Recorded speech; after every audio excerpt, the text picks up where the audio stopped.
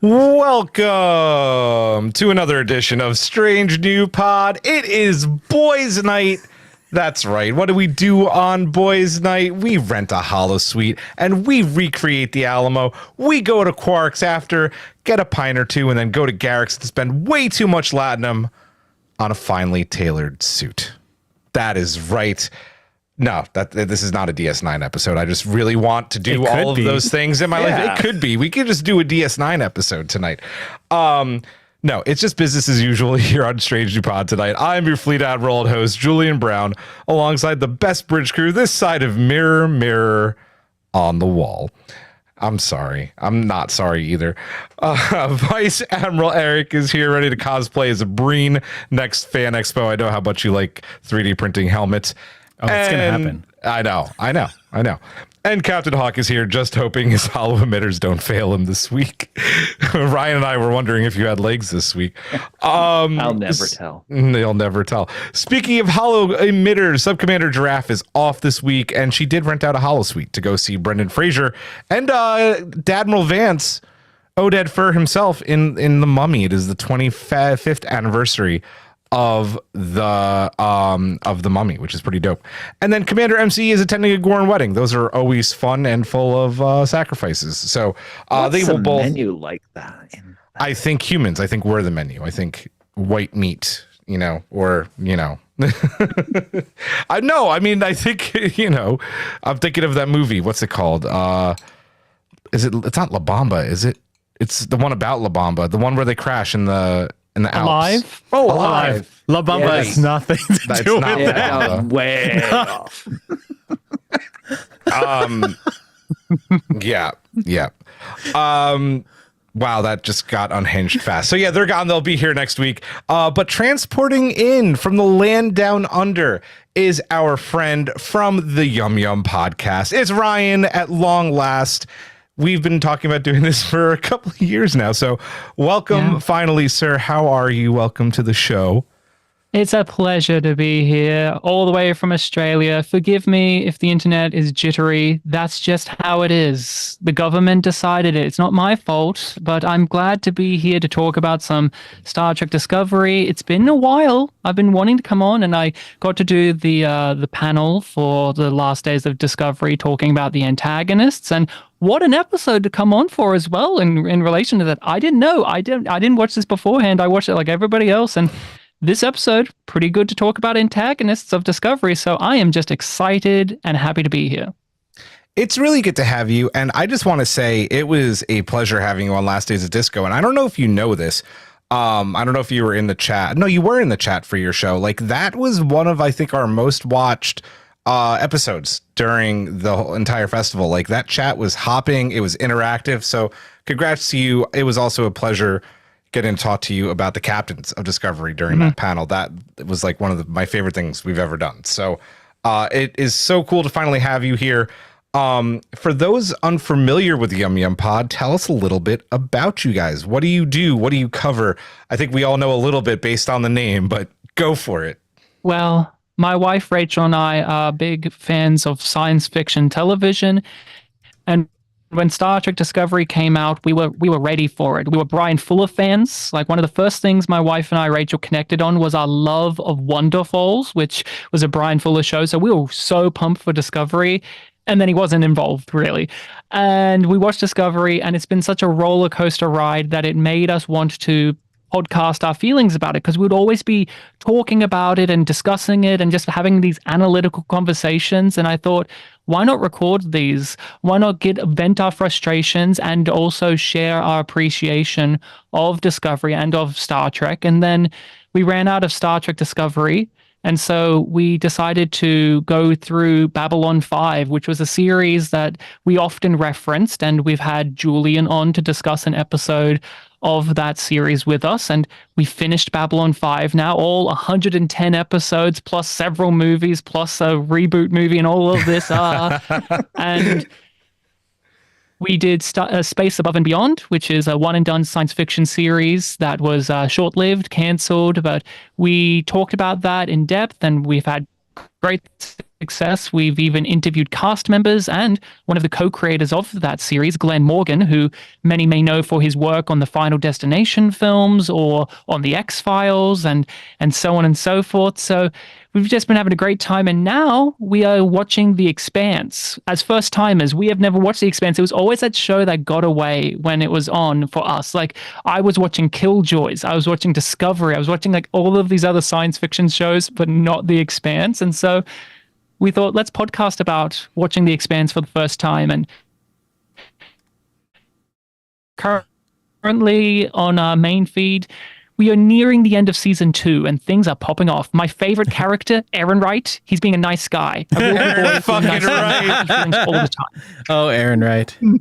I got so sick of these guys during our reviews of season 4 of Discovery saying Aaron fucking Wright all the time. That's when I finally was like, okay, fine, I'm just going to binge The Expanse now. Yeah, and when I watched the Discovery, Taka, I hadn't seen that actor in anything. And then when we watched The Expanse, you can hear me for the first season keep calling him Taka. I'm like, oh, this is Taka, motherfucker. I'm like, where's his beard? Where's his glorious beard? Oh man, amazing. If I can make a suggestion for your next show to watch after, you guys do like all the good early 90s sci-fi series.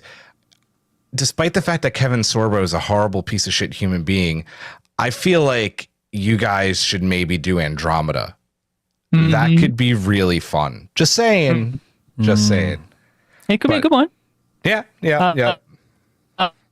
There's always there's always a sci-fi show I want to revisit. I would love to revisit Stargate Universe. It's the one that I hated when it came on, but I keep thinking about, and I think that I would appreciate it with all of these years of separation. But Stargate's a big beast to tackle. It really is. They can come back to Stargate Universe. Yeah. Well, I'm not going to ruin it for the people who haven't seen it. Expect it. Yeah. Are you going to do a Brian Fuller series?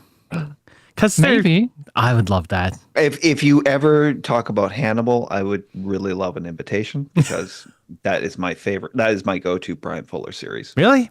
And oh yeah, that's a perfect series, and that was good. Like his baby. Yeah. I loved Wonderfalls. William Sadler was the dad in that, who we all know as Sloan from Deep Space Nine and Death and Bill and Ted. And of course, Pushing Daisies, I loved so much. And great show. The last episode of Pushing Daisies had, it had our doctor, Dr. Hugh Culber. It had him in it. It had Wilson Cruz was in the last episode of. I never saw those. And probably why he transferred over to Discovery. That's my guess. Because he was interesting. Fuller project. Yeah. Well, nice. Yum Yum Pod. Give it a listen. We will let you plug away as well at the end of the show. This week, we are getting into this one. It is the Mirror Universe, or rather the Mirror Enterprise, makes its return to Star Trek as the hunt continues for I think we're on clue number 3, right, guys? They I think it's clue number 3. And after decades of waiting, we finally get to see what the Breen look like under the helmet, which is really fucking cool. It also gives us Maul and Lock's backstory, and Rayner takes command as first officer. He has the con while Michael's away, and Hugh struggles with the events of Janal. We are going to break all of that down. And to our amazing patron collective, we love you. We hope you don't mind, since we have a guest and we started a little bit late. We're going to get right into this one. We'll read your names next week. But real quick, to our amazing Bad Rolls, our executive producers, Simon Stager, Commander Chris, the Chief Ernesto Castagna, Chris Waterman, and Tara Pollen. Thank you for keeping our Spore Drive running, our interdimensional wormhole open, all that fun stuff. Very quick news, just one bit, because a lot of you in the chat, which is hopping tonight, by the way, and very accusatory, thinking everything's my fault. Eric, I'm calling you out tonight. Sorry. I had blaming more me. things. They're blaming me. I had important things that I'm not allowed to talk about. He had to take a meeting, people. I had to take blame a meeting. Canada tonight. Blame Canada. No, this is blame the States. Yeah, that is true. That is true. Canada. Oh, Canada. Never going to blame Canada anyway. But a lot of you in the chat are headed to Trek Long Island at the end of May. We are going to be there. We are going to be in the vendor's room. We are going to be at the table. We are doing lots of exciting things that we can't quite talk about yet, but it's going to be awesome. And that is just over a month away. So make sure that if you haven't gotten your tickets yet, you should do all that fun stuff.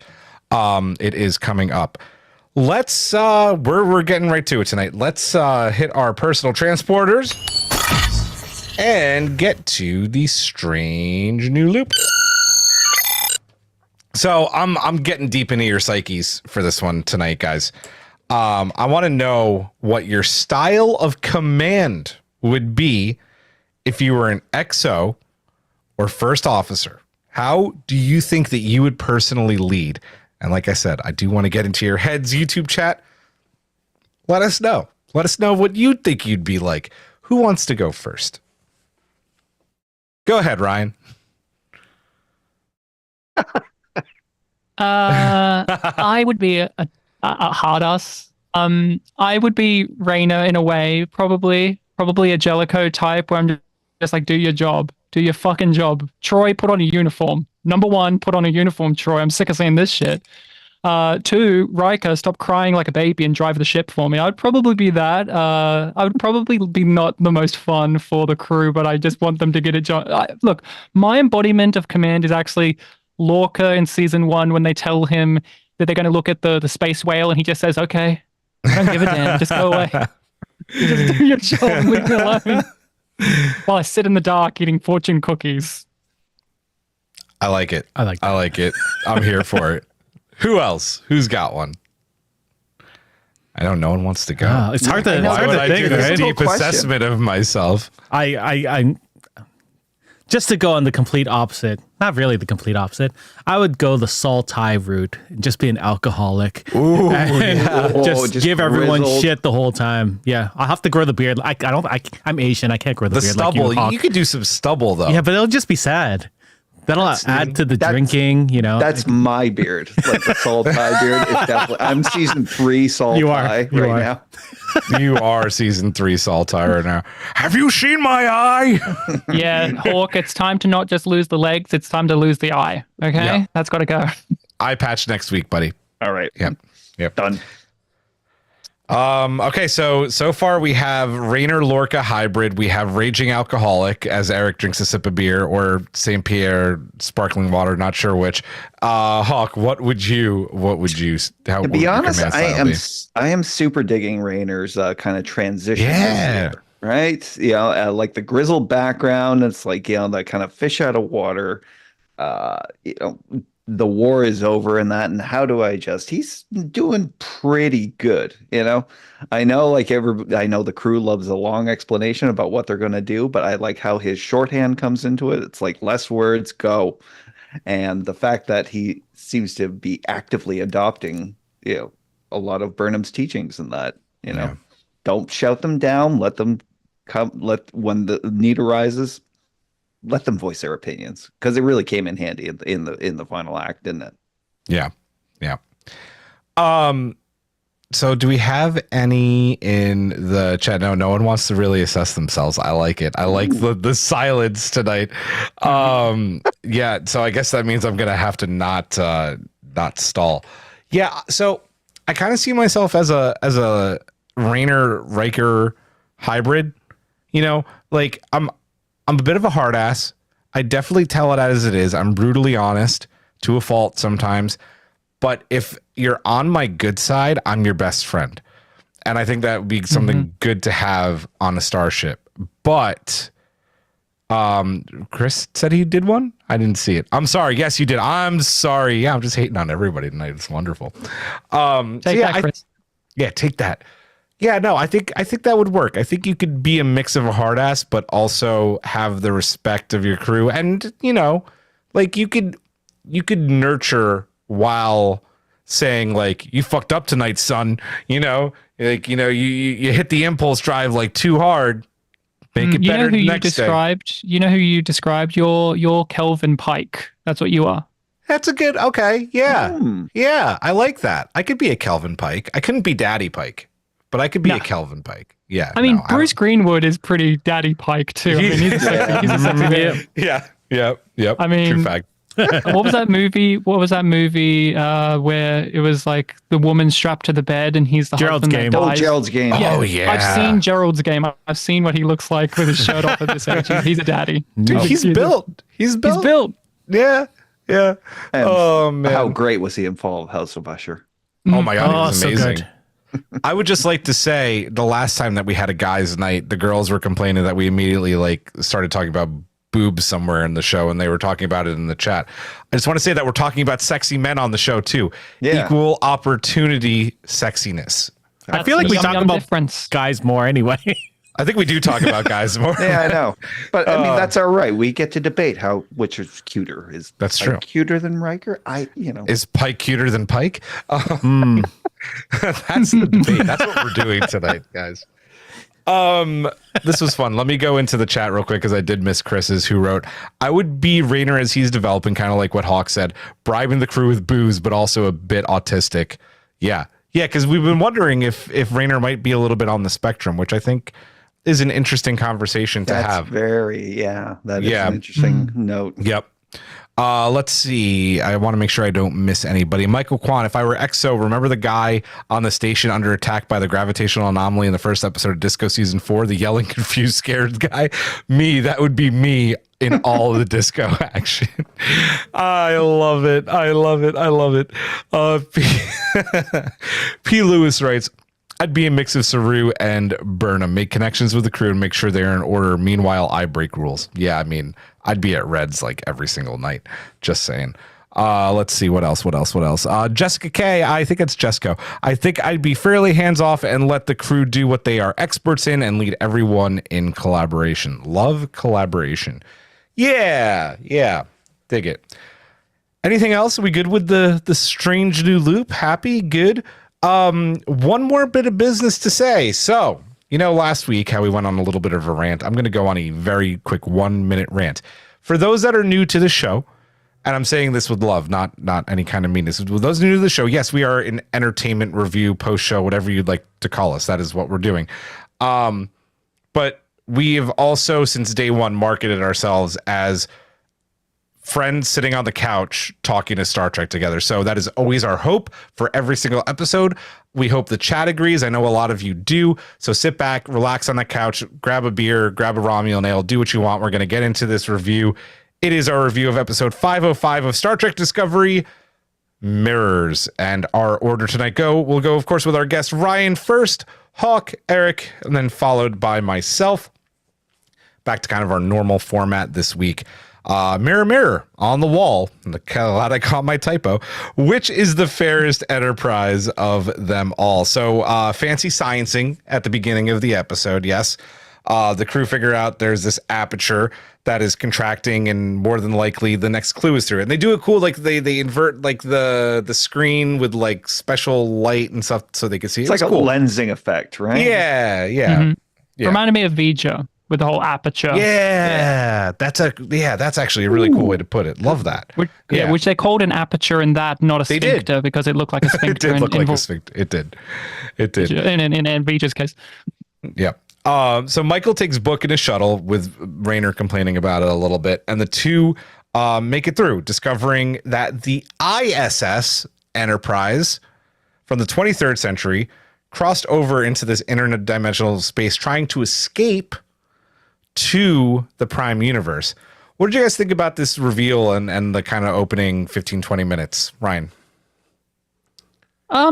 I was a bit intrigued by the ISS Enterprise. I didn't really know too much about. I haven't watched too many promotional stuff. I heard it from your podcast that was going to pop up, so I was like, "Oh, here it is." Was that in the trailer?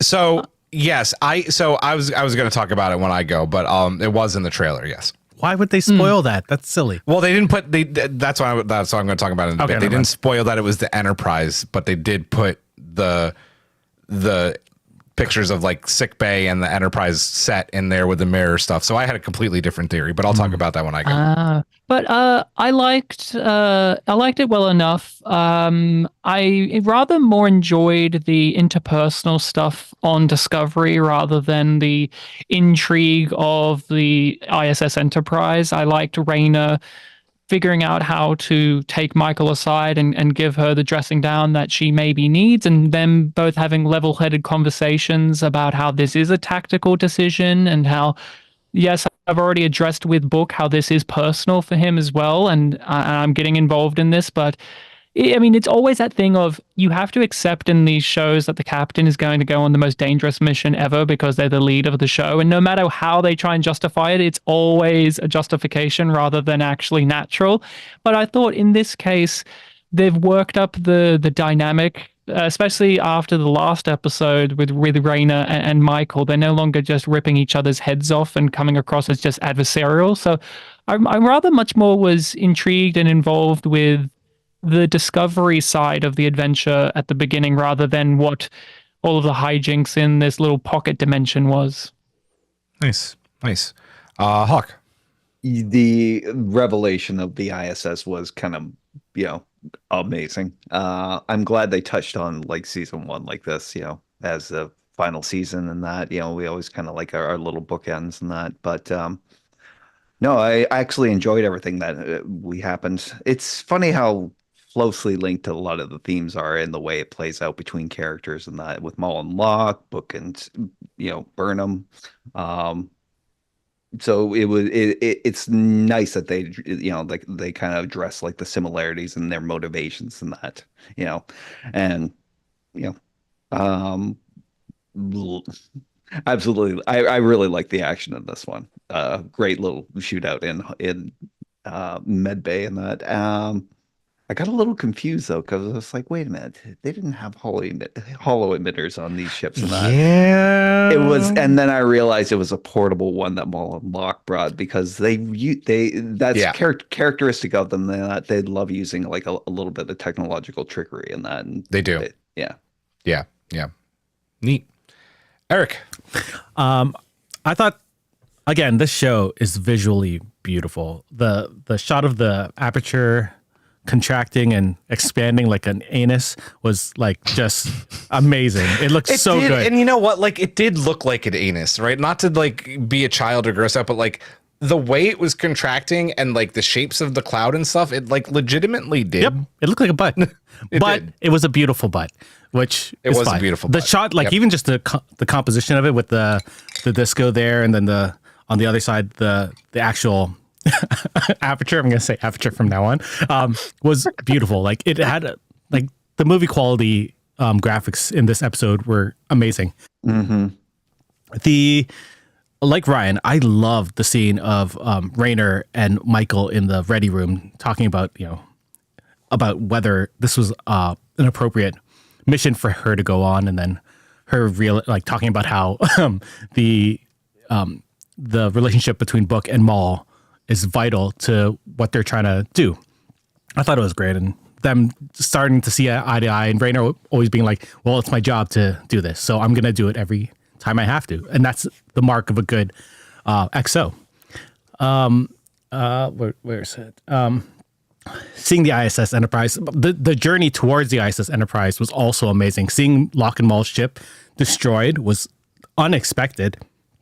So, yeah. Especially since it's been so like prevalent in the previous episodes. Like they've shown that ship a lot. So now I'm wondering what they're going to do, because I like that ship. It was a cool little I know Elias ship. Tufexis was like super proud of his ship and having like his own starship. So that had to be a little bit sad. For sure. And that was one of their biggest tactical advantages, is with having that ship and a cloaking technology and that. And now what have they got? They got a shuttlecraft. Yeah. From the 23rd century. For sure. And then let's see, where are we ending? I like the fact that they get on the, I'm going to stop at when they get on the bridge, because I like, yeah. I like when Mike was like, that's my brother's station. I thought that was a nice little thing. It would have been cool to see a little mirror version of him, Ethan Peck, in something. I don't know. Everybody wants the goatee back. I know. But yeah, I thought that was cute. It was a nice way for them to use the set that's already in Toronto. So yeah. Over in the chat, Mars writes, y'all, I was screaming. I was super excited. Matt Harker's talking about Clue 2 having Earth numbers on it. That's a good question. There were some Earth people working on the project, so that could be part of it. Eric writes, it was nice hearing the Disco Terran theme music in the background when Michael and Book see the ISS Enterprise. Yes, so much. Yeah. And then I think Michael Kwan said the ISS Enterprise looked more like the Strange New World one, didn't it? Yeah, I mean, it's that set, right? It's supposed to be, so yeah. So this is another example of me being completely wrong, which is fine. Though, okay, I'm going to be the Debbie Downer for once. I'm a little bit disappointed. Oh, I really wanted this to be the U.S.S. Defiant, which Archer was in command. Mirror Archer was in command of, and that has so much history to both Mirrorverses, right? Like to the Mirror Universe shown in Disco, the Mirror Universe shown in Enterprise, even the Mirror Universe shown in TOS. The ISS Enterprise almost, God, I can't believe I'm going to say this as a complaint, is almost feels a little bit like fan service. So Yeah. I was a little bit disappointed for it. I feel like the Defiant would have just made so much more sense, but then you don't get the Spock connection. Then you don't. I feel like you could still do the Saru connection if it's the Defiant. I had said straight up, stated, not like theorized during our trailer breakdown, that this was 100% the Defiant, and of course, here I am being wrong again. So yeah, I would have liked that. I want to go back to what Ryan was talking about. I love the Rayner Michael conversation. It was very like every time Will tries to convince Picard not to beam down, it was, Spock, I think, stopped trying at one point. It's also very Chakotay. Like Chakotay did the same thing with Janeway all the damn time. A great conversation. And I love that part of it where Michael shows that she's doing research into Rayner's people, right? And is really trying to get to know him. And I love that he respected that. Like that was really cool. So yeah, I'm going to be that person. The ISS Enterprise was a little bit of a letdown for me. I really wish it was a Defiance. Also, just so I could have said instead of Giraffe was right, I was right. But you'll get your t-shirt one day. I'll get my t-shirt one day. But it was still, listen, was it still dope? Like, is it cool to see that version of the Enterprise that we love from Strange New Worlds, like here? 100%. So I'm not complaining too much. So let's keep going on board the Enterprise. We get a brief history of stuff that we kind of already knew from TOS and from Discovery. The Terran Emperor was overthrown trying to make reforms. Now, here's a very interesting question. We know when Giorgio goes back during Terra Firma 1 and 2 that she's trying to make reforms, right? But we also know that Prime Kirk in Mirror Mirror puts the seeds of doubt in Mirror Spock that maybe things could be better. And I'm wondering if, talking about the Terran Emperor, if Spock at some point overthrew the Emperor and became Emperor, and he was the Emperor that was overthrown by trying to make reforms. Isn't that what Kira says in DS9? Yeah, and they do confirm that in DS9. So I do think in this instance, they are talking about Spock, which is cool. But Michael wouldn't know that. So that's probably why she's like, oh, maybe thinking it was Giorgio instead. But the crew of the Enterprise, right? The crew of this Enterprise rebelled with the help of Mirror Saru, who we know from both Terra Firma 1 and 2. And I think they eat Saru in one of the episodes of season 1. Unfortunately, I think he gets eaten. I watched it back. He just kind of disappears. Between saving Burnham from Ash and then the end of that arc. Like, I don't think they explicitly state that they ate him. I just think he just was lost. Yeah, so maybe editing. it was another Kelpian. Yeah. Yeah. Oh yeah, because they pick a Kelpian to eat. That is a different one. But I can't, like, I think that character, like, his character was lost between the edit of season 1 because everything was a bit mad rushed towards the end of season 1. Yeah. But I was going to say it can't be the Saru from Terra Firma 1 and 2 because timey-wimey stuff would mean most of this, like, it would be paradoxical and wouldn't work because if Giorgio changed the timeline of everything right in the past, it crosses over with Discovery, and also literally Giorgio dies at the end of that story in that universe. So, it can't unless they don't want it to make sense, which, I mean, that's sometimes par for the course with Discovery. Real quick with P. Lewis, and I'm gonna let you go and talk about this, Ryan. I actually think I still need to finish this paragraph. Right, it's fair point, but building an ISS Defiant would cost more money. Enterprise set was already built, so it would save money. Wrong. The ISS Defiant is a Constitution class starship, so all they would need to do is digitally put USS Defiant on the hull, and it could be the same exact set, which they already do in Strange New Worlds with the Cayuga, which is Captain Batel's ship. So Yes, would not cost any more money. I'm sticking to my guns. So It anyway, would cost sorry. a little bit more money to erase that and put it. Okay, fine. It's the rendering that gets them. Yeah, It's true. true, It's true. We saw Halo. Oh God. Oof. Damn, burn. I know last week Giraffe really was wanting, maybe hoping for a Spock mentioning or sighting, but seeing his station on board the Enterprise, like you mentioned, Eric, she definitely, Michael feels that a little bit, like that was his station. What did we think about these little mirror universe throwbacks that we got mentioned while they're still looking for Maul and Lock? Ryan? Kind of a difficult thing, isn't it? Because there's this war between myself of what I wanted and in comparison what I got. Okay, so for instance, in the Time Bug episode, there's that like I want to see all of these old faces again, but in the end, it didn't matter because that was such a character-driven episode for Michael and Rayner. In this one, it's like I wanted more of like, oh, I actually wanted to see this person or know more about this person, and instead it was just little drops, dribs, and drabs here and there. And I didn't find it as enriching as the last episode, which had the excuse not to give us, the treats of Lorca or Landry or any of those people. And in this one, it's like, oh, it's nice that she had this little moment of connection about like, oh, this is where Spock was, but at the same time, they've hit that note before in these other seasons in post Burn era that just was more resonant with me. Like this isn't Unification Part 3 where she really got to sense what Spock became and the man he grew to be. So this was like, it was okay. Like, a part of me was like wondering like when they reference certain things, it's like, oh, is this a thing from Mirror Mirror? Like, was the, jump ahead a bit, the Terran scientist that left this clue, is that a reference to anyone, or is that just a I looked new it up character? because the name sounded super familiar and it's a brand new character, but I was like, that name sounds so familiar, but it was no one.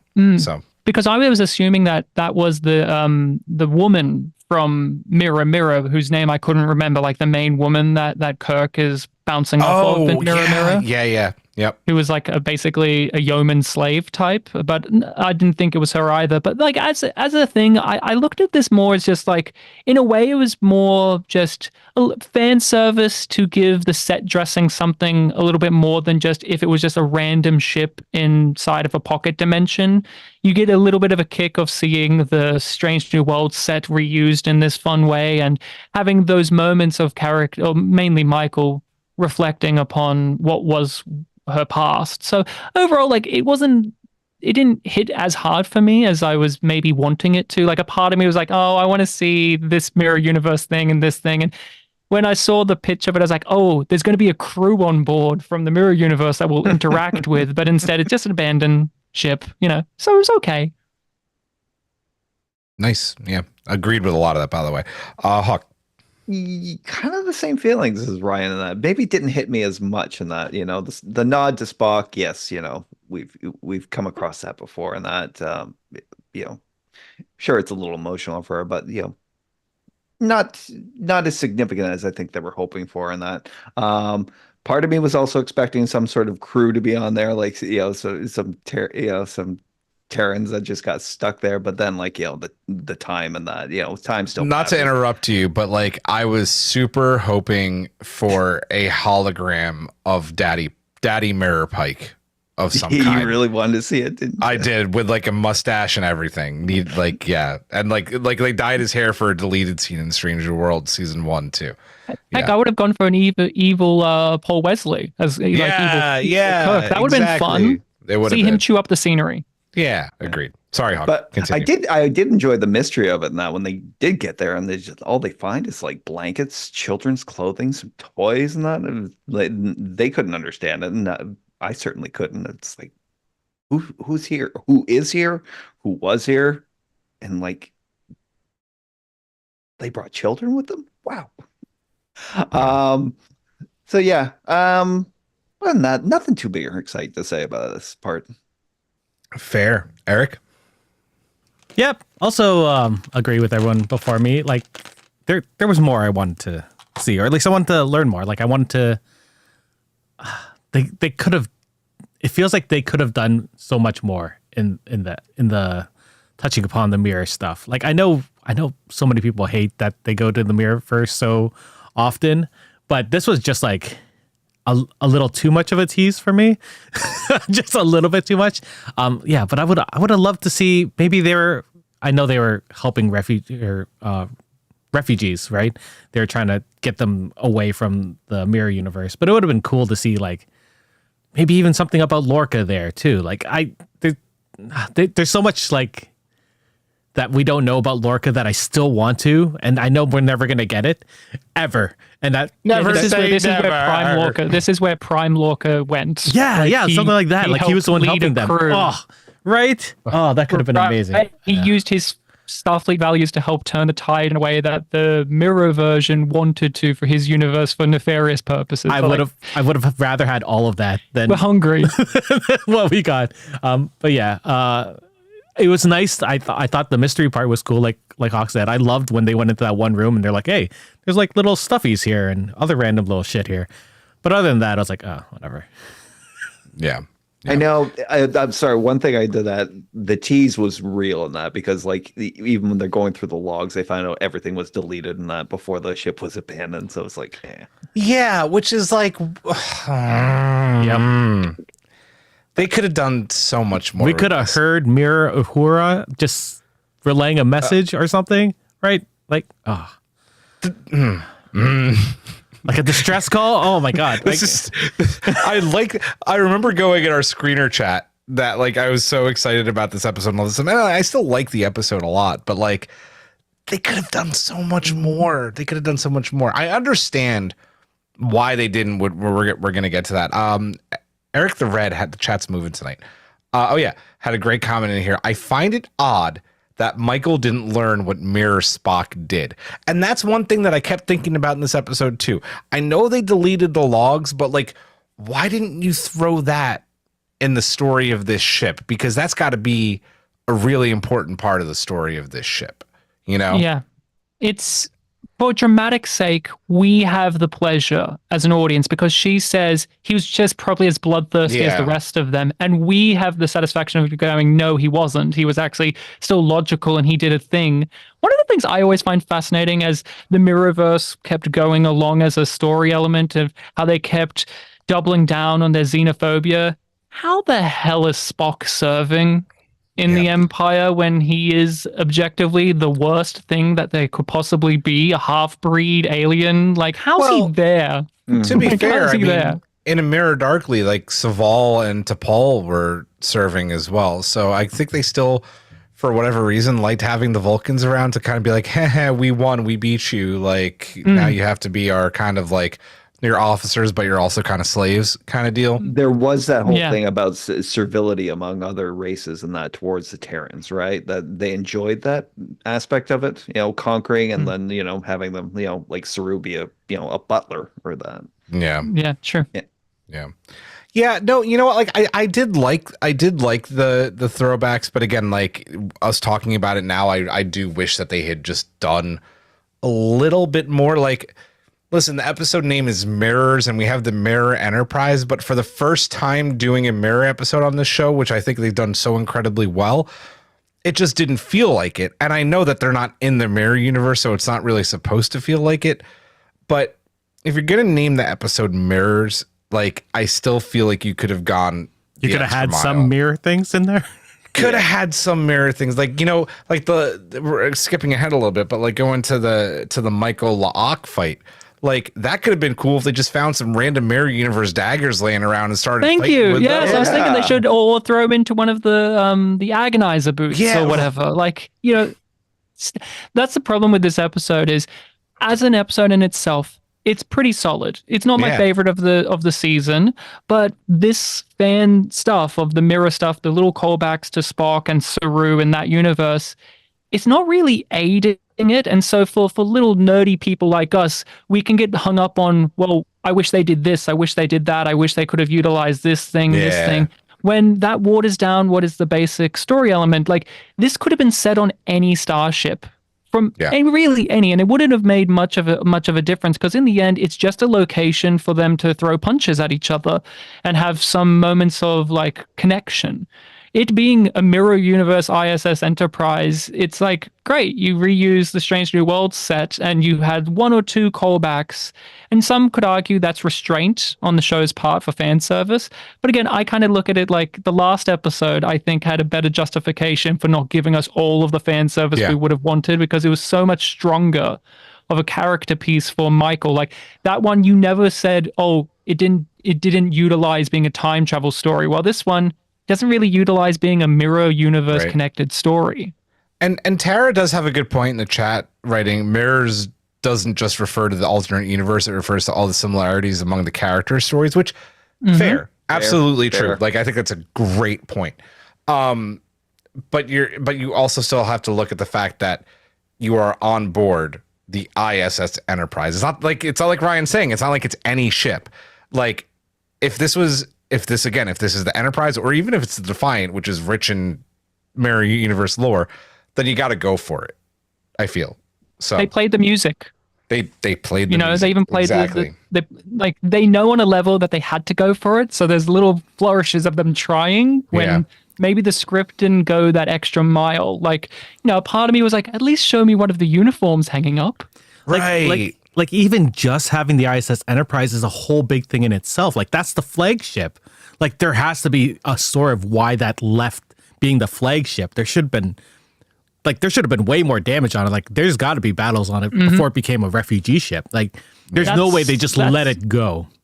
That's how we were introduced to the mirror universe concept in the first place. Was we boarded the evil Enterprise, and here it is, and it's just abandoned, which is fine. I think that's fine. Like, here's another thing. I kind of wished the ship looked more like Discovery did last episode in the future, where it's like all dusty and abandoned, and it didn't look as spooky as I wanted it to. It just kind of looked like, and it's been hundreds of years. Like at least 600. I agree with that as well. Yeah. Like Discovery in 30 years is more dirty than this ship. Like who's cleaning this ship? Maybe they didn't want to spend the money on the cleaners because they're filming it. Anson Mount's like, I don't want any dirt on my seat. Yeah, don't no put dirt any on my dust chair. None. Let's move on to some Breen stuff in the Breen Imperium, where we lay our scene. Yeah, I went a little bit of Shakespeare there, my favorite Shakespeare play, and I don't care if it's stereotypical. I fucking love Romeo and Juliet. There's a really cool firefight in Enterprise sickbay. Maul, Lock, Michael, Book, they get separated, and we finally get Maul's backstory a bit and flashbacks to her and how her and Lock met. We discover Lock is Breen royalty, which is really cool. But he just kind of doesn't fit into the royalty mode. So he's basically like a lower decker, right? Like he's working the shuttle bay. He's an outcast. He's an outcast. Exactly. He's tendy. Yeah, he's a bit of a tendy. So Maul and Lock slowly fall in love, right? We finally find out, by the way, what the Breen look like. And there's this whole thing with like the two faces, right? Like the fully formed, organic face, and then like the, I don't even know what to call it, like the kind of translucent, translucent face. And I hope we're going to learn a little bit more about that this season. And just as Locke is maybe about to run away with Maul, his uncle ruins everything. Locke is going to shoot him, and his uncle says, I forget the name of the blood bounty, but he says it to him and he goes, I know, and then he shoots him. What do we think about the Maul, like kind of the Maul Lock star-crossed lovers backstory, and finally getting to see, since like DS9, we've wanted to see, or maybe some people like the mystery, what's behind the Breen helmet, Ryan? I always forget about the Breen, if I'm honest. And the show this season kept bringing them up. I'm like, oh, they're going to be a thing. Okay, yes. File away the Breen. My favorite film director, Neil Breen, will show up and he will let us know what's happening. But, I've always been interested in these antagonist figures in Discovery. I did a whole panel on it, and I find that they're very hit or miss. And season 4 and now season 5 are dedicating episodes to them, to what drives them, what motivates them, their sadness. Like, you could very crudely map on this being very similar to what we got last season, in which we meet, someone who's really skilled at what they are, but they're in the system of the world that's broken and there's tyranny everywhere, and they're making their lot in life, and they find an alien who they connect with and fall in love with, and then things go haywire and they have to run away and do stuff.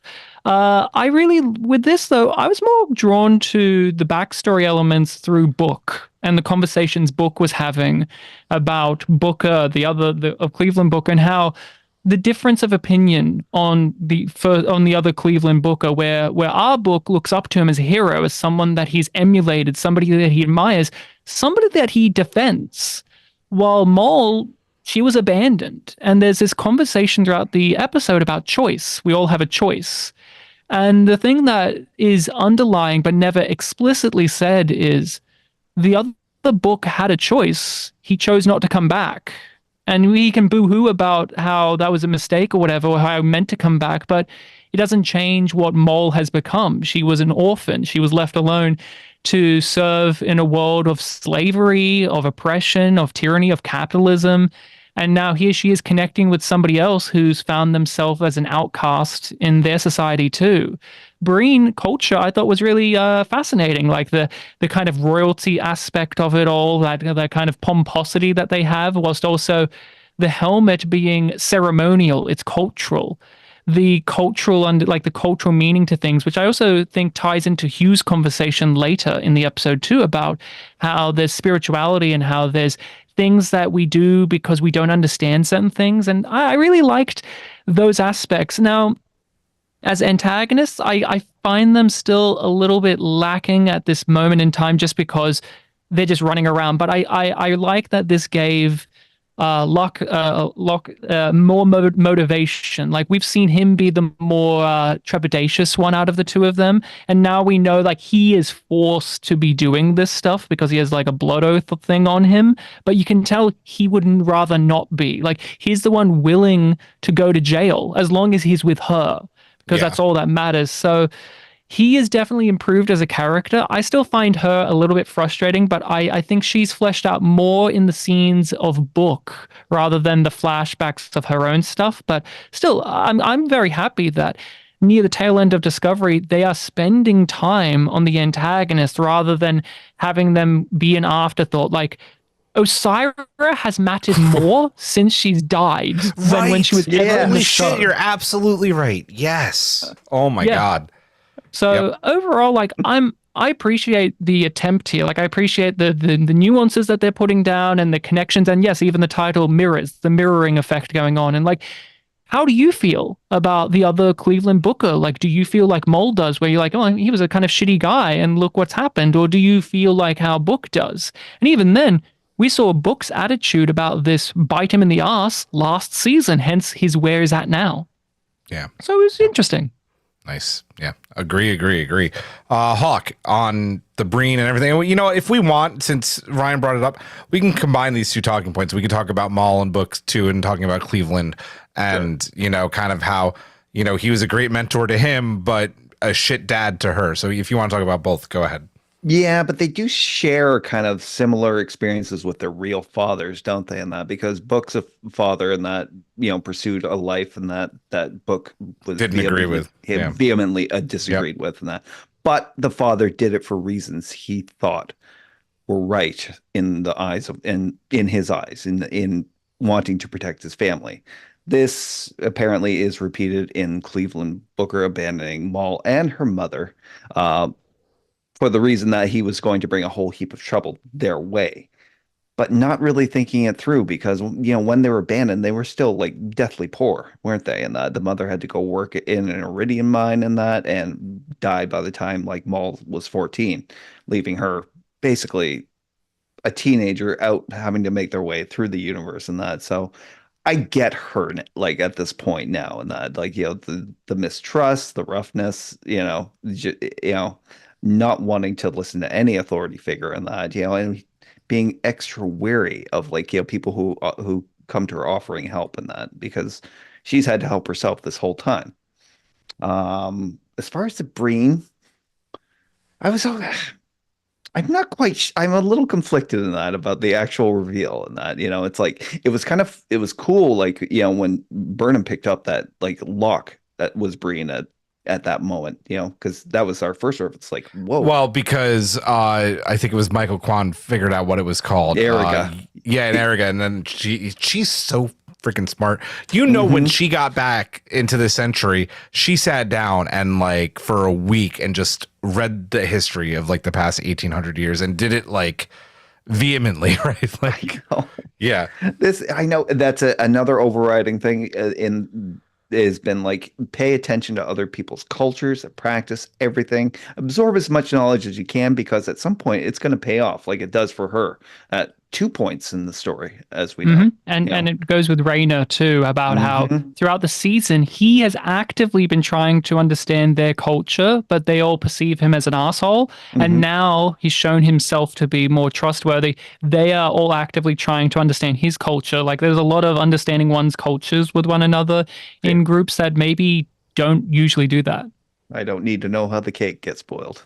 You boil your cakes? Don't knock it till you try it. I love that line so much. Yeah. You good? I'm all good. Cool. Eric. I'm so conflicted about this because I love the Book and Maul conversation. I thought it was so compelling listening to him talk about his relationship with the elder Book and then her relationship with her father and how they were contrasting like stories and how he was more of a father to Book. That's so weird to say Book is more of a father to Book than he was to Maul.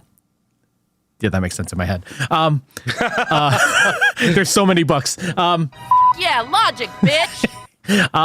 I loved it. And I loved seeing Book explain it and seeing like him reminiscing about his family, his found family at that point.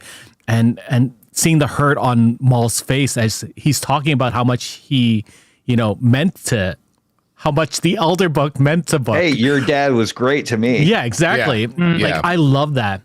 And then we spend so much time with the Breen Society, like in flashbacks, which they spend so much time showing this when I think if Maul was talking about this, or not Maul, Locke was talking about it, I would have enjoyed it more. I like seeing the face. I like seeing the reveal of the flubber faces. Like that was cool. And I'm gonna build a helmet for that later. I know you are, dude. And if I can figure out how to open it, anyway, that's not important right now. And I love. I think it is. I think it is. I like seeing it, but I don't think I needed to see it all. Like that was a lot of time spent, and this is 5 episodes in 10, right? When we could have had more. Like this feels like a lot of, I don't want to say padding because it's not padding because it matters, but it feels like it could have been used for other things in this episode for me personally. Like No, I see your point. I think he as an actor too brings a lot of the gravitas to the role that maybe we don't need to explicitly see the stuff on screen. Like in the previous episodes, we've already been given this feeling, and if maybe they went with we drop little bits and lines of dialogue throughout the season rather than showing us like 5 to 10 minutes of flashback in an episode, could have done the trick more, because he's a really good actor in this role. Like even with this prosthetic on his face, which gives him like this very, I guess, neutral look. It's very smooth, with the wrinkles, but then menacing. He can still emote through it, and like his conversation with Michael as well, I found very good, it was compelling, raw, but also restrained. Yeah, more so than him being like him and Maul actually talking on the hangar bay about like how tough it is. Like I was actually like, no, actually talking about it in retrospect is more connective to me than them in the moment meeting together. And it's so weird because every time we flash back, it's supposed to be like an unknown amount of time has passed from each moment, but it all looks the same because the sets look the same, the costumes look the same. So you're just like, okay, is this like a week later? Maybe it's 2 weeks later. Yeah. Like Maybe it's a year. Maybe it's a year. We don't know. And I don't know if it's because I just watched Rebel Moon Part 2 and it's so bad at showing and telling at the same time where you're just like, fuck, just do one really well instead of both. That I got this and I was just like, that was just like, yeah. And again, I mentioned him earlier, but like the Taka backstory in the previous season, that because it was a lot of filmmaking, like montage, music, transitions, really emphasized the feeling of time progressing with that relationship building up, while they didn't utilize a lot of the same tricks with this. So, maybe her hair changes or something would have helped or something. But yeah, I didn't think about it too much in that way that you were talking about. But I can see what you're getting at too, because time in Discovery is hard to pin down sometimes. Like how long is the scavenger? Like how long has the scavenger hunt been going on for? Is it like 3 days? Or a week or a month? I don't know. It's hard to tell sometimes if you're not paying attention to star dates. Yeah. Congressional baseball fan, or at least we know if you leave your breen out on the counter to thaw that you'll be treated to a solid instead of a drippy mess.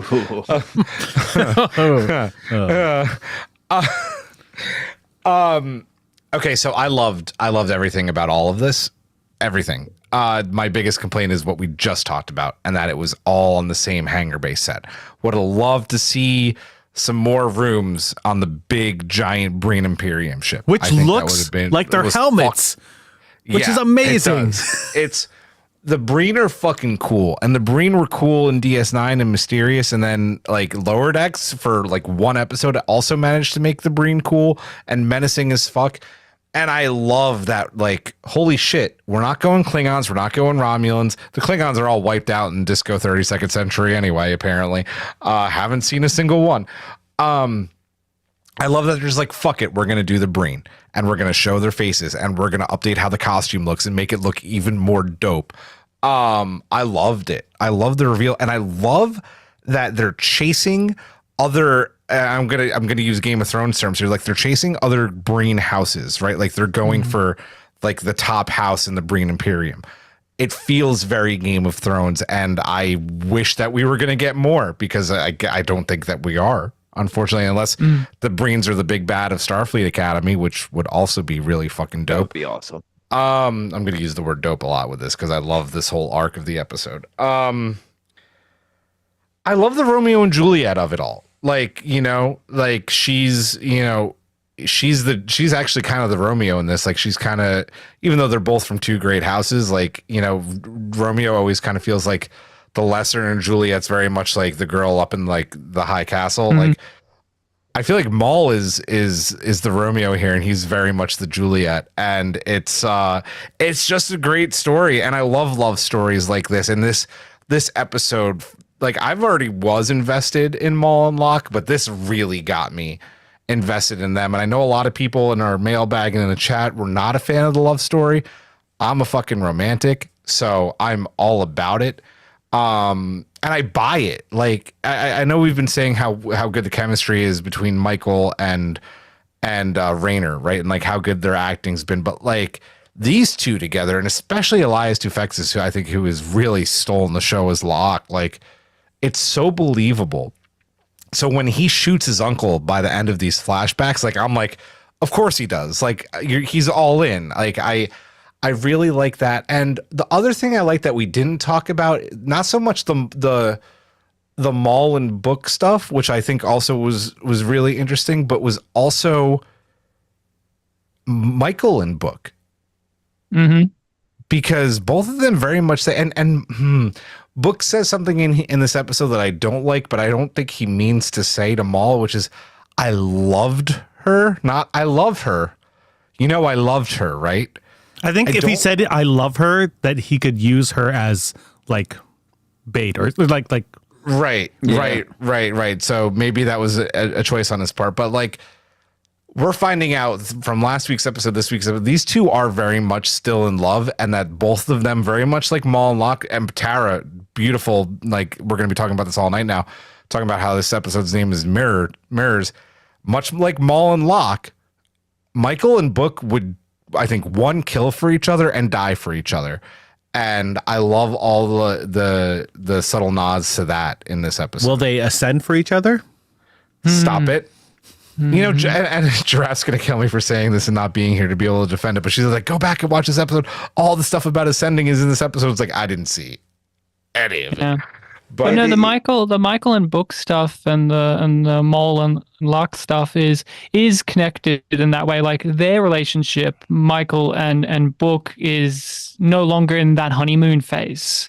They're no longer running around being couriers. They can try and rekindle that, but things are inherently different. They've both changed. And what does that look like going forward? While our two antagonists here, they, like Michael and Book, have some unsaid tensions that they haven't really addressed, as we see when we split the couple up and their attitudes and like what one believes and says and the other doesn't, and how will that come to a head? Will this be a series in which their love will implode by the end of it because they're inherently different? I look at it as more like he will probably sacrifice himself for her because he loves her that much. And yeah, I really, I like the way that they're weaving through all these little character pairings. Like, I feel like this season, and you can tell me, like, production wise, this one feels a lot smaller.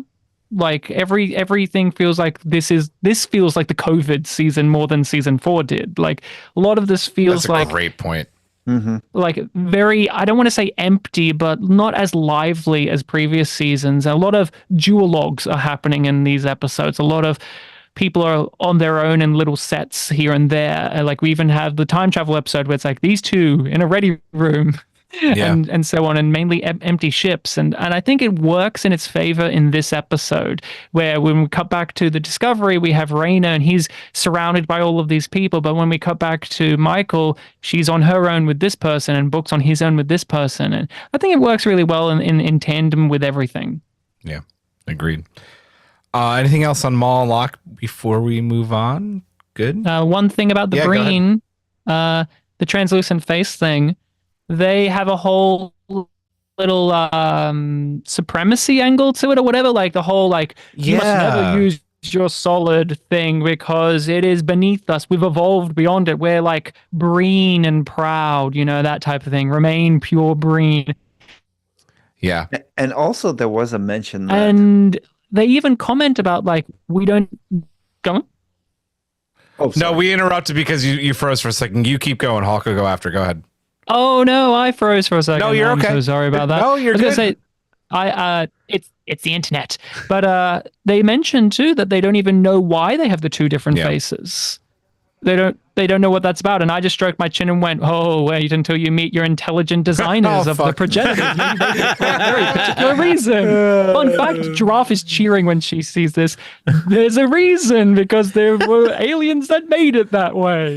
Through eugenics and intelligent design. We know. By the end of the season, you may find out that they did it because it was really funny.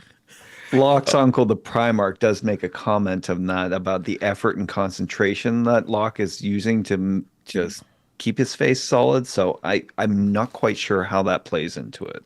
Didn't that happen also with Odo and stuff? Like he had to concentrate to keep his form. Well, yeah, because Odo especially had a hard time. He couldn't mimic humans. Like other changelings could, but he could never master it for some reason. Yeah, because Odo sucks. Like, that's the thing. Like, he's a loser. Like, his name is an insult about how much he sucks. Like, he's a loser changeling. Oh, I say that with affection. Odo. Yeah, I know. Poor Odo. I mean, poor Odo, the fascist cop. Poor Odo. Yeah. Poor incel Odo who betrayed his friends because he got a boner that season. Oh, boo. That is a wild take on Odo. It's true, though. It is true. Oh, man. Kang... A cab for Odo. A cab. He's a cop. Fucking.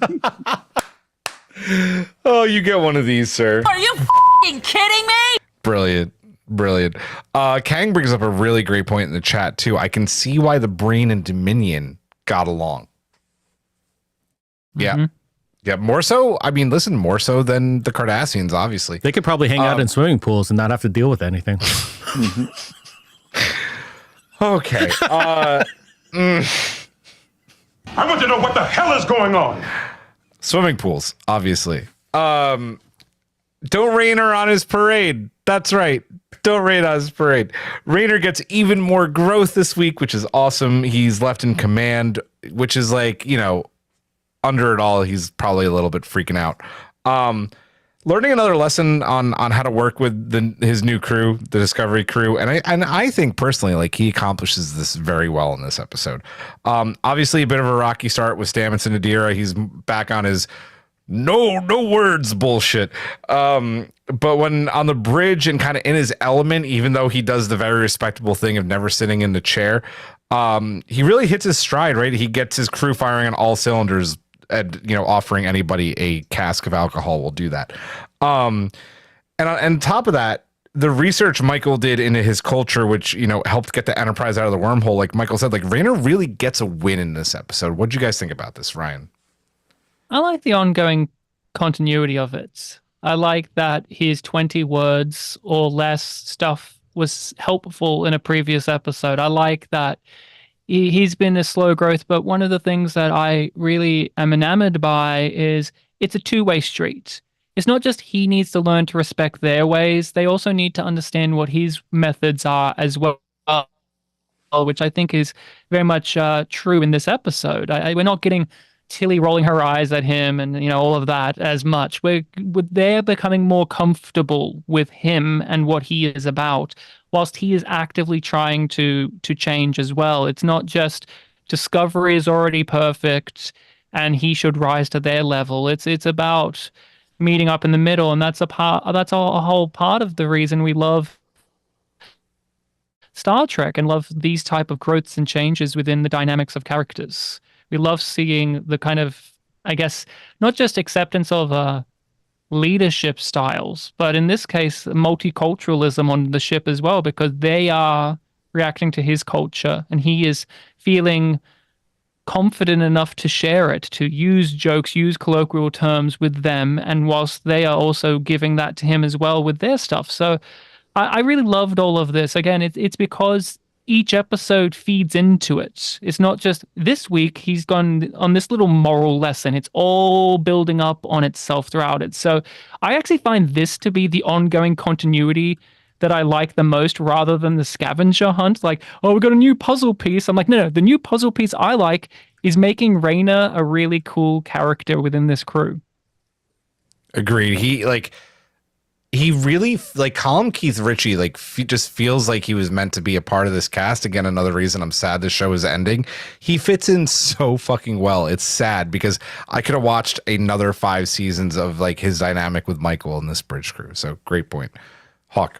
Yeah, I gotta agree with Ryan on all those points. He is the most interesting thing about season 5 so far.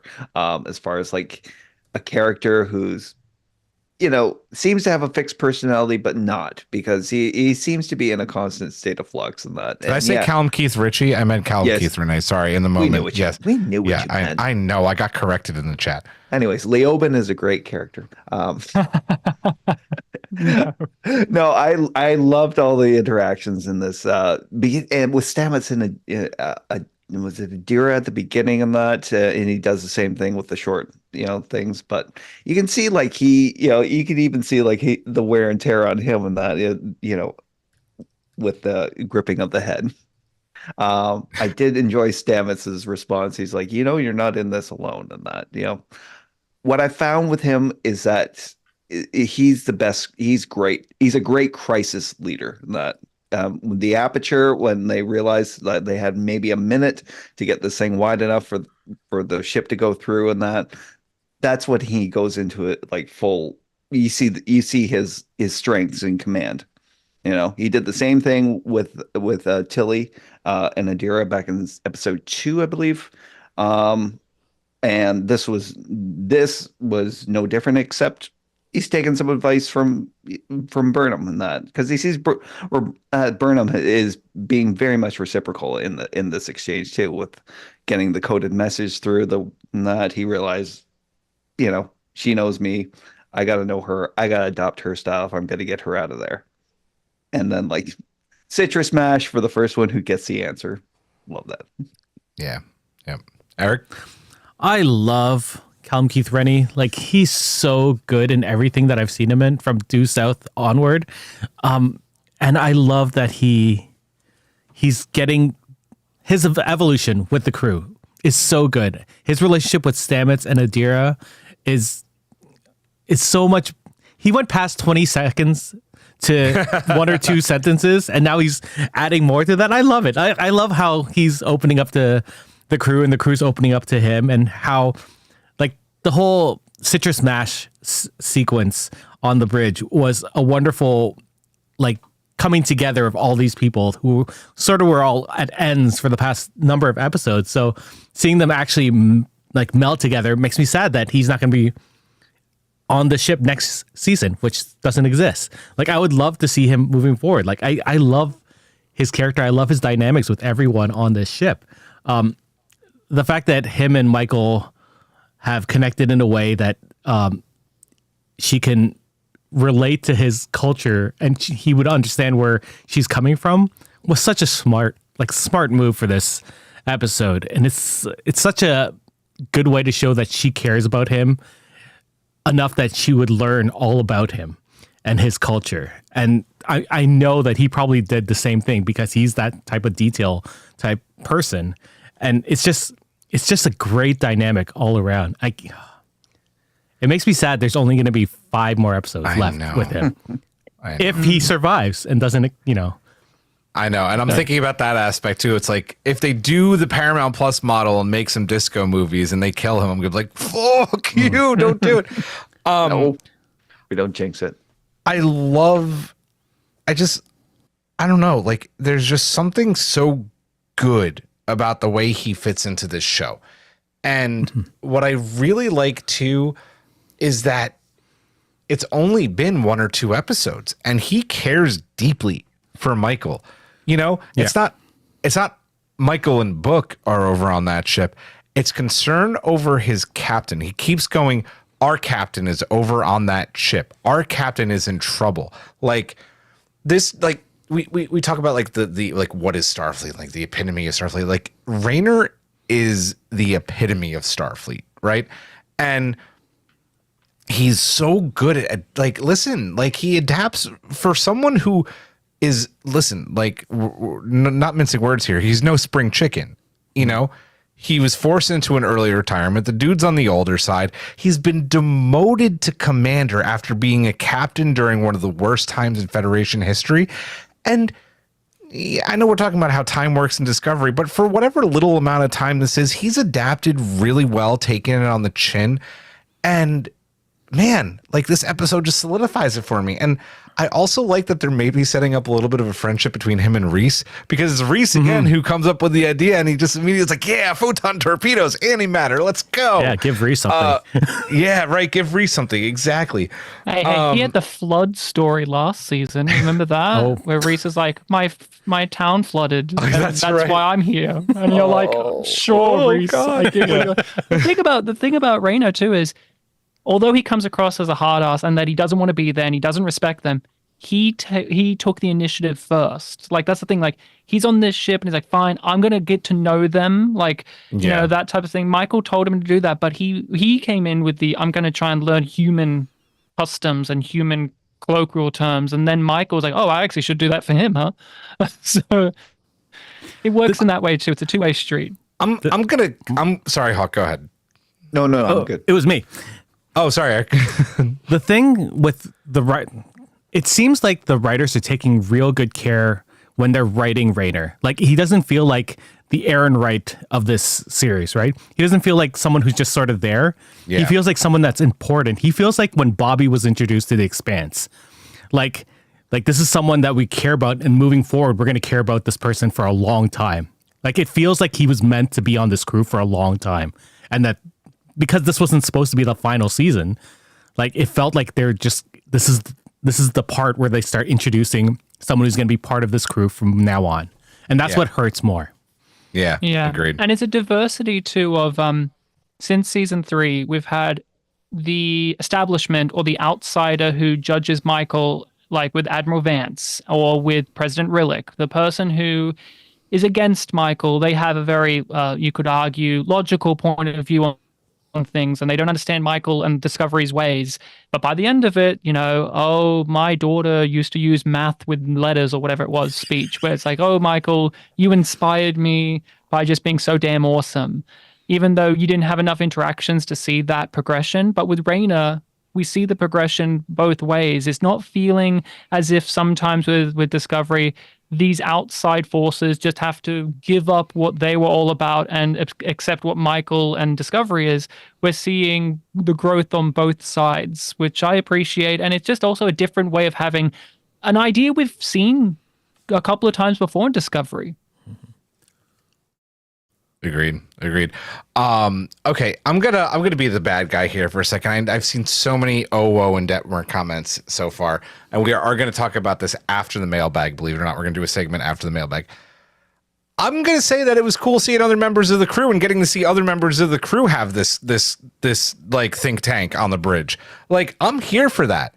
Do I love OWO and Detmer? Yeah, I do. They're some of my favorite characters on the show. Well, did I think that seeing like a Bajoran on the bridge and some other cool like bridge characters, also like other like, people of color like on the bridge too, like there's some diversity. I think it's fucking awesome. And I'm like, low-key maybe happy it wasn't them, because they're giving other people on this crew a chance, and he's getting to know everybody, not just our beloved main characters. So I'm going to be the bad guy there. Hi, Don. It is good to see you as always, sir. Any other thoughts on Rayner? Good. Let's talk about the Janal of it all. So in part of the episode's conclusion, and I feel like I'm already giving my thoughts through this in there. Hugh opens up to Tilly about not being able to fully cope with having Janal in his brain, right? While also finding this mission that they're on really like amazing and wholesome, while like maybe this is what Draft was talking about, kind of going into the spirituality of the whole thing. What do we think about Tilly and Hugh's conversation, Ryan? I didn't like it. And it's not because of the actual conversation itself, it's because it's in this episode. I don't think it flowed into this episode very well. When we saw Hugh suddenly in this one, midway through the episode, he's not feeling okay until he's trying to connect with him. And we don't really get a storyline of Hugh in the episode. It's just, we set this up so we can have the conversation that hits upon the themes of the season, not even this episode particularly, but more the season at the end. I honestly think this should have been more of the Michael conversation he had in the Janal episode. He already had some of this, and I think they could have just had an extra couple of sentences in that conversation. So that's my problem. I actually don't mind what they're talking about and the thrust of it, and him calling back to the past of him having died and everything. I just didn't care for it in this episode. It just felt plugged in. It just felt stapled into this story. I think it would have worked better in the actual Janal episode when him and Michael, who had a storyline together throughout the entire episode, could have actually talked about this more. And they even had a conversation in that one that was basically this conversation too. So it just didn't work for me. Like within this episode, as its own conversation, and the idea of like, how do we grapple with the unknown, even though we are on a treasure hunt for people we know for a fact made us, because, progenitors are our gods, which everyone seems thrilled by, and I'm sure Giraffe is cheering about, and that we are so happy as scientists to know that the universe is incredibly small and was made by one race, particularly. So I didn't love it, mainly just because I don't think it needed to be here. Yeah, agreed. Hawk? 100% agree. Actually, when I looked at the outline and I saw this there, I was like, you know what? I don't even remember what they talked about at the end of that. I think that's that point where I was like checking messages and that because the main action was done. So, but I do find this a lot in this season, and that people are having these kind of epic moments in very quiet conversations, and I think I kind of miss the point sometimes. I kind of missed that Book and Burnham broke up in the first episode in their conversation. And I think I kind of missed like when Gray and Adira broke up. Like, I don't know, maybe like their conversations were a little more too subtle. This was another one. It's like it kind of passed me by. But I do agree that it is, bordering on that spiritual angle, and that, it's like I really It's not hope bordering. It's right on it there. is. It's on It's there. right on isn't there. They it? literally Yeah. say it in the script. It's like, you said Yeah. that's spirituality. And he's like, I didn't think I said that. You did. You kind of did. Yeah, I did. I hated Kinda that. did. I kind of hated how blatant that was. Yeah. I know. It's still the biggest problem with the progenitor storyline, is that the idea of creationism, and that, I suppose you could kind of, say, well, the progenitors were the ones who created like just the humanoid side, and that it's like, we still have the mysteries of other races and that out there, obviously, like the changelings, the Breen, they can't be I don't believe they were a creation of the progenitors. You never know. It They seems all to be sort like- of they're bipedals. they're right? bipedals, but yeah, they again not solids. But- I don't think they're completely solids. Not Yeah. every plant has the same makeup. They just grew their own way. Exactly, but yeah, yeah. I feel. I mean, yeah, I get it. Yeah. I totally understand your Giraffe's perspective on this, and that it is a little hard to to go with the storyline in a show that is supposed to try and tackle topics that we can understand, like archaeology, science, the way biology works. Yeah. Yeah. Yeah. Mm-hmm. Eric? I'm replying to Eric the Red right now. Eric is on Eric right now. Yeah. Eric is on Eric right now. This felt so tacked on, like Ryan said, and earlier on in the episode when Tilly gets into the medical bay and they sort of have that little thing, and you're like, okay, I guess what? and then it just, they put that scene there so that they could have this conversation at the end that doesn't really need to be there anyways. Like, it throws the whole theme of this whole episode off, and it happening right at the end is just like, oh, it's so weird. It's such a weird spot for it. And I know the idea of the progenitors needs to always be in our mind, apparently, but I didn't need it. I didn't need it. But It's they not. showed the picture, Eric. They showed the picture again, so that way you never forget. You never forget. I'll never forget. Oh man, and that was right after they had this whole spirituality talk too, and it's just I'm like, they're just nailing it. they Just right basically nailing said, on the head. This is the face of our God. That's what they basically did. They had, you're talking about spirituality. Cut to the face of the creator. Yeah, it's just. Giraffe must be fucking loving this. I'm not. I died. I died a little bit when it happened, and then I think I messaged Giraffe after. I was like, man, there sometimes it's too much, and this one was a lot. It didn't need to be there. Like Ryan said, it could have been the last episode. Man, it could have happened in future episodes. Like It could have happened at the end of Janal. yeah, it should have happened at the Yeah. end of Janelle. Yeah. Like, he was Yeah. already dealing with it, and for him to not talk to Michael or Tilly or Stamets about this, like, I know they want him to brew a little bit and then maybe grow into this spirituality so that he can ascend as well.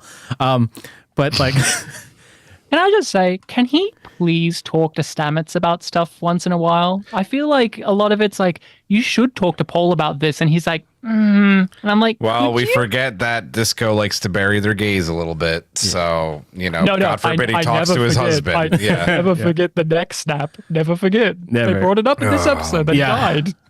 I mean, listen, yeah.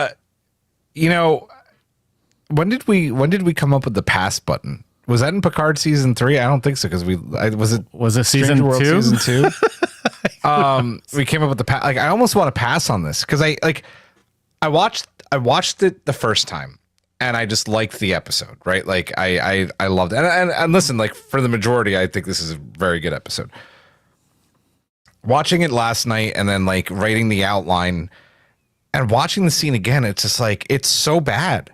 It's just, It's not acted bad too. That's the sad thing. It's just, well, no, I think it is. I it? think it is, but not by the actor's fault, because I think what we're talking about, that line with I didn't mention spirituality. Oh yeah, you kind of did, is so forced and so tacky and so just, ugh. And listen, I'm not it's weird not- because they haven't yeah. talked about spirituality in any other season.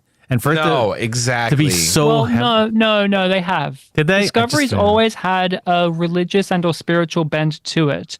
Pike, for instance, and season 2 was all yeah, about you're absolutely science right. versus faith. One of the major differences, though, is, and I've argued this on my pod, it's not a show that gets deeper into spirituality. It's about the, I guess, aesthetics of it. Like if you use the vernacular of it, but now they're even talking about human faiths, and now that's coming in, and it feels a little bit abrasive, but I'm not even objecting to it. What I object to is no one cares about the progenitors being an alien race that did a eugenics and created all of us. They all treat it as a comfort to know that there is a god. While in other things, like even Star Trek fucking 5 was all about like, we're going to meet God. And Kirk was like, I don't think so. And then God was a falsehood. Deep Space Nine did it really well with all of their spirituality stuff too. Where it's like, we know that they're aliens. There's a whole race that's fine with it. And Sisko's whole entire journey with that of not being fine with it and kind of grappling with it. But here we have a whole crew of scientists on a science vessel.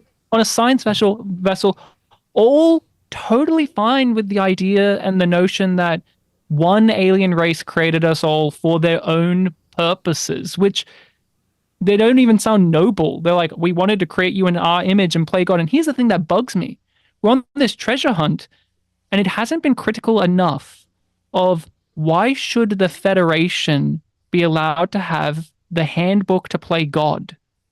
Why should any race and have man, the do we handbook to hope play that God? they need to answer that question this season. Yeah, that's the problem. why We spent half of the season naively being like, if we give the good guys this technology and ability, then it's all good. And it's like, but that's the reason I still think this whole journey is a bit of a red herring, and there's a whole like other layer to this that the progenitors didn't actually do any of this. I really think I'm still going like I really think that's where we're going with this, and I really hope I'm right. But the problem is no one's critical of it in the show. And they're treating it in the show, not even the characters, like that cut to the conversation, to the picture of the progenitor. The show is treating it as if they are God or gods. And what's interesting? Comforted by it. What's interesting is that no one on the ship at all is uncomfortable with that. At all. Isn't that weird? That not one person? They're much too preoccupied with getting there. Yeah. You know? Yeah. That might also, devil's advocate for a second being because it's a red directive, but whatever.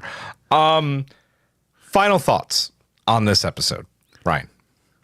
Overall, I thought it was pretty good. It's one of the lesser episodes of the season for myself, but I appreciate the efforts being put into it. I think the acting was all around great, but there were just elements of it that I felt were squandered or just not utilized to their best. And the progenitor stuff is deeply upsetting, and I think this episode is the biggest presence of it because at the end they have a whole conversation uncritically about the progenitors, and the show itself seems to be all down with that. And again, I want to classify for myself. I think a problem with the progenitors as a story concept is it just makes your universe incredibly small. Yeah. Incredibly small. To have a show that's all about overcoming our differences, to actually say, no, in the law, there is no differences. One alien race decided we should all be humanoids. It's kind of upsetting in a way where it's just like, well, did they design Klingons to be hot-headed just for fun? Like,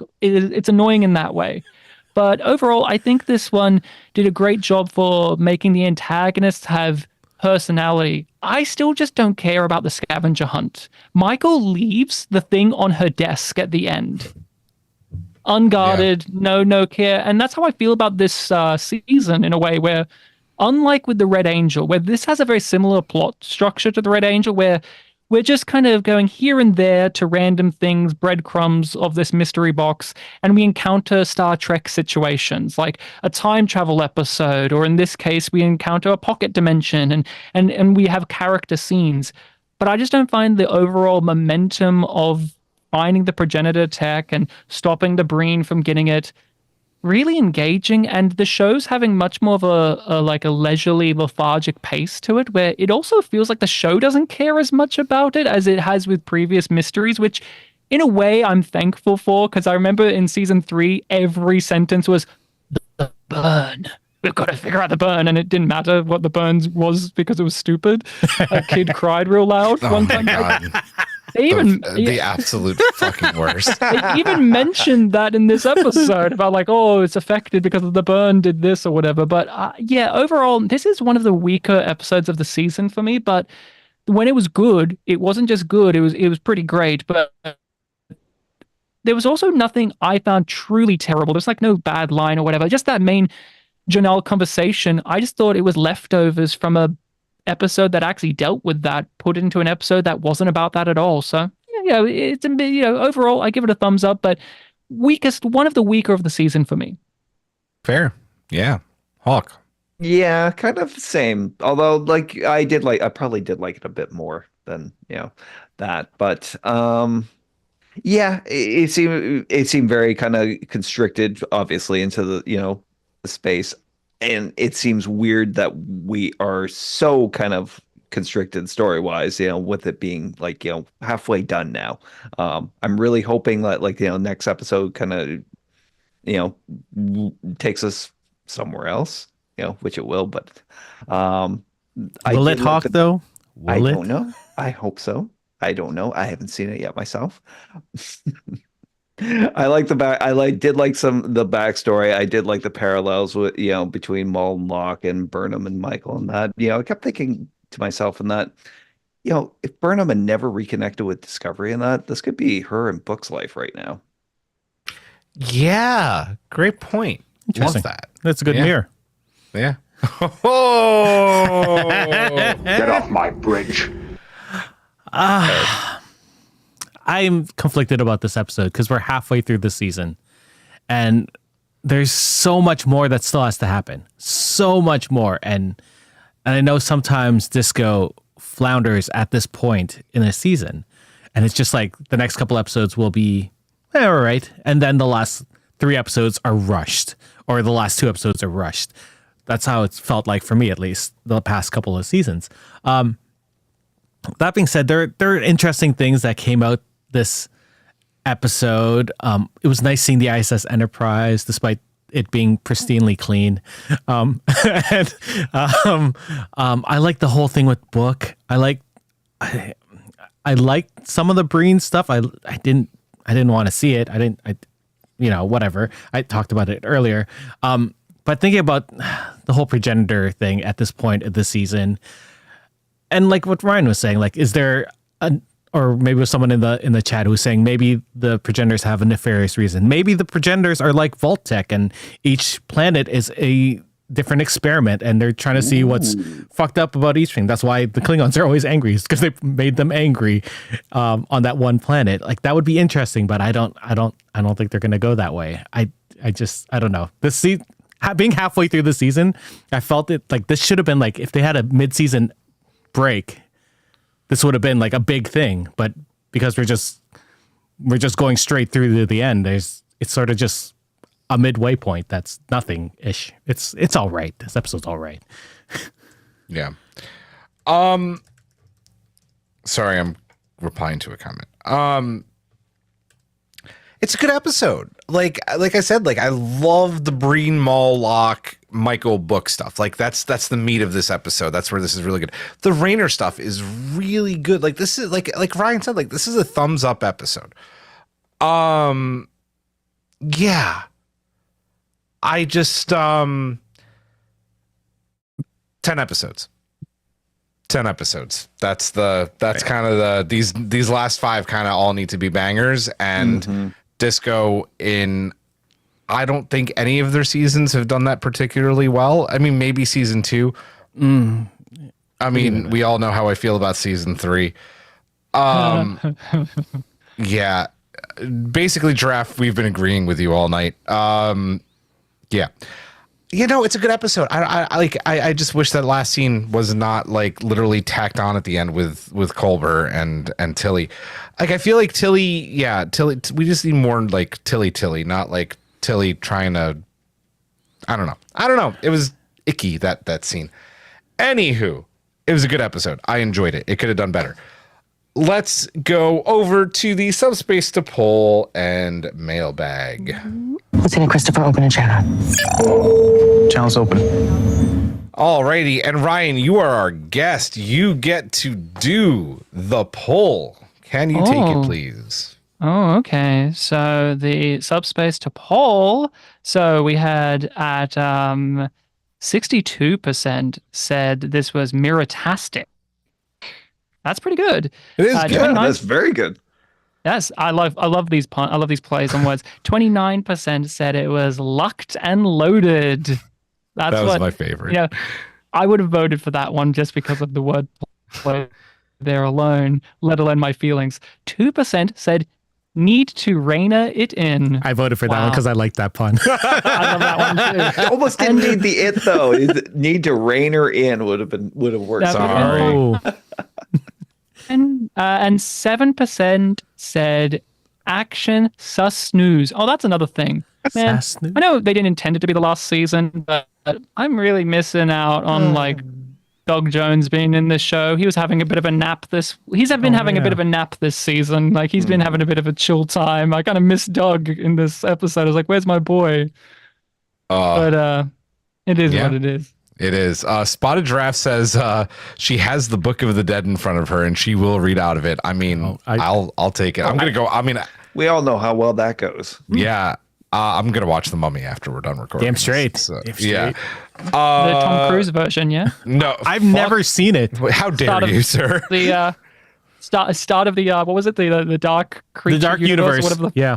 Dark Universe. Look how well that went. That movie blows. It's so bad. You saw it? I had to. We did it for one of our last episodes of EIP for Bargain Bin. I had to. I swear I had to. So bad. I swear it wasn't my choice. I'm just Let's a Jake keep Johnson going. fan. The boy told me to do it. Can you take Eric the Red's mailbag, please, Hog? Eric the Red wrote, "Bring it on." And a round of citrus mash for everyone involved in making this episode. Love seeing Burnham and Book in the ISS Enterprise, complete with Disco's mirror theme playing in the background. Burnham being in the chair as she and Book escape the nebula was delightful. Great Rayner moments as he and the crew learn to work together. Maul and Lock's backstory is both heartfelt with a vibe of tragedy. It was great seeing some of our long questions about the Breen finally being answered. Was surprised my theory that the suit wasn't for environmental reasons but cultural reasons was correct. Sad to see Detmer and Owo getting written off with flying the Enterprise back to Starfleet HQ. Somebody needs to fanfic that story. Still nervous about where the story is going, though Michael's comment at the end about making our own choices makes me believe that her comment is going to be a huge deal is the reveal at the end of the season. Overall, a solid episode. Nice. Can you take Wayner's, Eric? The ISS Enterprise. Another Enterprise. Another Enterprise. I think I was You more make us strong. I think I was more excited about seeing Mirror Enterprise than I was when the Enterprise showed up at the end of season 1. It's almost like an epilogue to Mirror Mirror. We never saw what happened after both crews beamed back to their ships, or what choices Mirror Spock made after that. I think he had a hand in helping the ISS Enterprise escape. I was expecting Discovery to destroy the Enterprise, but I guess the Mirror universe really isn't classified anymore, so there's no reason to. Maybe it'll become part of the fleet with Detmer and Owo as part of the crew. Leading it. Captain Detmer. Or Captain Owo, I'll take either. I'll take Colin's mailbag. So much short sentences. More about the Breen. Good. More about Locke and Maul's romance. Meh. Rayner and crew working so well together. Satisfying. ISS Enterprise. Whoa. Freed Kelpian slave and Terran crew crossing over and settling in. Amazing. Loved that part. Effective canceling of Detmer and Owo, likely for cheaper actors. So wrong. We're going to talk about that. I completely disagree. 7 out of 10. Whoa. Ryan, can you continue with Chris's mailbag, please? Yes, Chris wrote, I don't know if I'm happy with Disco jumping the space shark by actually showing Breen.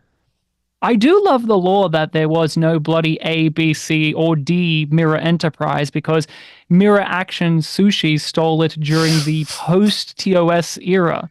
This was enjoyable with a twist of alien booze. One thing I'm really enjoying is the interpersonal writing this season. So damn strong. I said the same thing. I also like the interpersonal stuff. You did. You did say that. Agreed. Huck, you take Jesco's, please. Yes, Jesco wrote, this episode was a wild ride. I really enjoyed the flashbacks to Maul and Lock's meeting and learning more about the Breen. Really cool way to give us a new alien who's actually an old alien. Honestly, I think they are a cool couple and look forward to seeing more of them as a pair, because separated they kind of are idiots. LOL. Sort of like Michael and Book beating around the bush that they are still in love. Agree with Colin that it's a bummer to hear Detmer and Owo are taking their leave unless next episode gives us a B-plot of their adventure on the ISS. Speaking of the ISS, how cool was that to learn about Mirror Action Saru? Excited to hit it next week and see where this mystery goes next. Very nice, very nice. Eric, you take Troubles, please. Trouble. The amount of character development has officially made this Discovery episode one of my favorites. The writers had us believing that Maul and Lock were just a futuristic version of Bonnie and Clyde, but the truth is they are these star-crossed lovers that are just trying to protect each other. They aren't going around killing Fred for no reason. Oh, Fred. Fred. They have an actual bounty on their heads and are just trying to find a way to end it so they can finally both be happy. Locke sacrificed everything for Maul, and I think that's even more beautiful than the ISS Enterprise. Very nice. I will take Matt Harker's. This one was a struggle for me. The Breen base gave us some very cool visuals, but Maul and Locke's backstory hasn't really done it for me yet. The empathy moment between Tilly and Culber, while nice, felt out of place with the urgency of the situation with Burnham and Book. Agreed. Seeing the redressed Strange New Worlds Enterprise set was cool. Who knew the older girl had flamethrowers and reactors that could last 1,000 years, and a shuttle pod that could outrun a 32nd century refit starship? Yeah. Best part, yeah. Best part for me was when Burnham kicked Locke's ass and handed it to him. I'm about to put Owo and Detmer on a missing poster, and they better not stay at Fed HQ for the rest of the season, or me and Colin will riot. Who else thinks that Grudge might end up knocking the clue puzzle off the table before the end of the season? That's just the beginning of the next episode. Right? Yep. Yeah. God, can you continue with Jedi Cat's mailbag, please? Yes. So Jedi Cat wrote, every episode of this final season just gets better and better. I loved getting to know more about Maul and Lock, backstory, and their motivation. The Burnham and Book goodness, Book's efforts to bond with Maul, and the evolving trust between Rayner and the crew. I confess that I squealed at seeing the ISS Enterprise. Nice way to save money by using existing sets. Oh, yeah. And I loved the story thread that followed up from Terra Firma, Action Saru in every universe. It was fascinating to know that some Terrans had escaped to the Prime universe and made new lives. I'm wondering if Kovich might be descended from one of them. It's a good theory. I like that. I like that theory a lot, actually. I am wondering where Owo and Detmer have disappeared to, although I imagine they were thrilled at getting to fly the Enterprise. I'm really enjoying the lighter tone of this season, and I'll be very sorry to see it end. That's it. That's them. Very well done. Very nice, Jedi Cat. Hawk, can you take Mars's, please? Sure. Mars wrote, y'all, this is a hard one. I really love seeing all the connecting threads to DS9 with the Breen and to TOS with the ISS Enterprise, not to mention the cute exchange with Book and Michael about Hit It versus Let's Fly. But I wasn't the biggest fan of Maul and Lock's love story, and I sure didn't like Owo and Detmer flying off into the proverbial sunset. I will join the group riot if we never see them again, or only in the finale. I am still holding my breath until I've seen all the episodes. Very nice. And listen, Tara did not get her mailbag in time, but I see the chat, and it would not feel like an episode if we did not have a limerick at the end. So Eric, take us home, please. It should be in the mailbag at the very end. There we go. There we go with her limerick, please. Nope, that's the wrong season. That's the right episode. All right. From the Better Late Than Never files, 505 Mirrors. The light of hope shines through even the darkest of nights. The ISS Enterprise leaving clues to some rebel Terran's plight. Saru took heroic action whose identity crisis could be a distraction. Let's test that vial before Disco's next dogfight. I just have questions. Who is Dr. Cho? Who's in that locket? How much I want to know who is in the locket too. Yeah, it doesn't matter. How much symbolism can one show employ? It's all about family, I guess. All right. There it is. Fast and Furious has made a real franchise out of that. So. It's all about family. It's all about family. Oh, God. Just like The Last Jedi, it's all about family, and that's why it's so important. I love The Last Jedi. I was going to say, do you think we'll find out who the other scientists are and there will be any of actual note for us? Because they made it a thing of like, and the others' names are secret. Bashir's the last one. The last one. Bashir is the last one for sure. Yeah. I was going to wait for them to do and it was Spock who was there, and the last clue is in Sarek's house on Vulcan. Oh, it would be cool if it was Sarek. You grew up. Maybe. It actually would be kind of cool if it was But Sarek. he died on the show, did he not? That's why I said Spock. He died in TNG before all. Yeah. Yes. Yeah. Spock did it before he used red matter to go back. Oh boy. Listen, there's been a lot about Owo and Detmer flying into the proverbial sunset at the end of this episode. I want to talk about it briefly because it got brought up so much. Ryan, you have thoughts on it. I'll let everybody give their very brief thoughts because we got to go. But yes, thoughts real quick. Yeah, I asked, are we going to talk about this? And Julian was like, I don't think we should talk. We don't need to talk about it. But thank God the chat and everyone was pounding their fists because what the hell is this? I know that the actors probably are on other projects. We know that from Bryce and, some others too. Nilsson's no longer in the season. And they didn't intend this to be the last season, of course. But it is a truly awkward and bittersweet quality that everyone on the bridge, pretty much, except for like Reese and Linus and that are gone. And pretty much without any fanfare to it. And now I don't care about the bridge crew as much as other people, but they are familiar faces and Owo and Detmer are favorites. We all shipped them. We all wanted more for those characters. And, Detmer did get more overall. And I was still waiting for more Owo. Like I loved Oh Wow Owoshikan last season. And they're just flying off on the Enterprise. We don't even get to see them in this episode. And, being a bit of a nerd myself, it would have been more satisfying if Reese was on that because he's a fan of those old ships. But because maybe the actors are no longer available, they've got other projects, I don't know. This is a way of writing a reason why they're not in episodes when there have been fans I've noticed in the Discord have noticed the absence of these two characters in other episodes. Now they have a written explanation. And I personally am not too saddened by it, but at the same time, it is the last season now, and it's kind of a bummer that we just get lines of dialogue just thrown in the way of, oh yeah, Nilsson went to Voyager, this character, and yeah, especially coming off the back of we got to see Arium again, we got to see Bryce again, it's just kind of a bit of a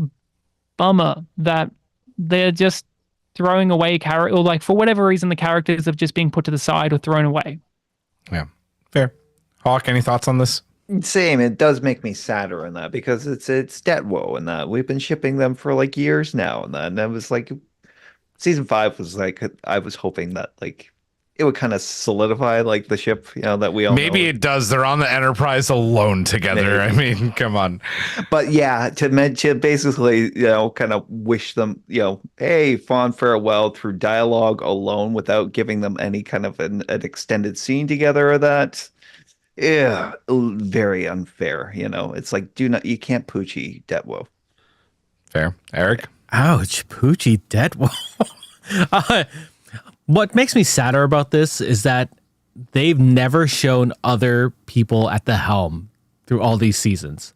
or at least very rarely that I can't even Rarely remember. they have, but rarely, yeah. But Yeah, I remember on TNG it would regularly rotate, right? They wouldn't always have the same helmsman, and that was cool, like seeing the different shifts. But it's so rare on Disco that having in the last season in a very prominent like scene is very weird.